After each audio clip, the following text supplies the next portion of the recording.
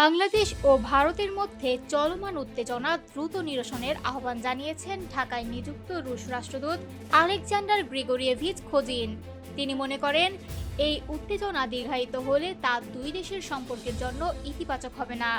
গতকাল সোমবার ঢাকায় রাশিয়ান ফেডারেশনের দূতাবাসে আয়োজিত এক সংবাদ সম্মেলনে এ বিষয়ে নিজের অবস্থান স্পষ্ট করেন রুশ রাষ্ট্রদূত। যত দ্রুত সম্ভব বর্তমান উত্তেজনা নিরসন করা প্রয়োজন।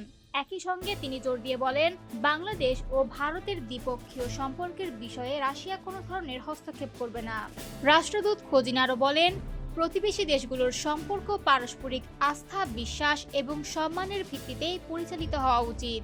বর্তমান পরিস্থিতিকে আর বাড়তে না দেওয়ার বিষয়ে তিনি সতর্কবার্তাও দেন। সংবাদ সম্মেলনে আসন্ন জাতীয় নির্বাচন প্রসঙ্গেও কথা বলেন রুশ রাষ্ট্রদূত। নির্বাচন কমিশন ঘোষিত তফসিলকে স্বাগত জানিয়ে তিনি আশা প্রকাশ করেন, আগামী 12 ফেব্রুয়ারি নির্ধারিত সময়ে বাংলাদেশে জাতীয় নির্বাচন অনুষ্ঠিত হবে। তিনি বলেন, রাশিয়া চায় নির্বাচনের আগে দেশে একটি অনুকূল, শান্তিপূর্ণ ও স্থিতিশীল পরিবেশ বজায় থাকুক, যাতে জনগণ নির্বিঘ্নে তাদের ভোটাধিকার প্রয়োগ করতে পারে। নির্বাচন পর্যবেক্ষক পাঠানো প্রসঙ্গে এক প্রশ্নের জবাবে রাষ্ট্রদূত খোজিন জানান, এ বিষয়ে রাশিয়া ইতিমধ্যে বাংলাদেশ নির্বাচন কমিশনের সঙ্গে যোগাযোগ রাখছে। তিনি বলেন, নির্বাচন পর্যবেক্ষক পাঠানোর জন্য রাশিয়া এখন আনুষ্ঠানিক আমন্ত্রণের অপেক্ষায় রয়েছে।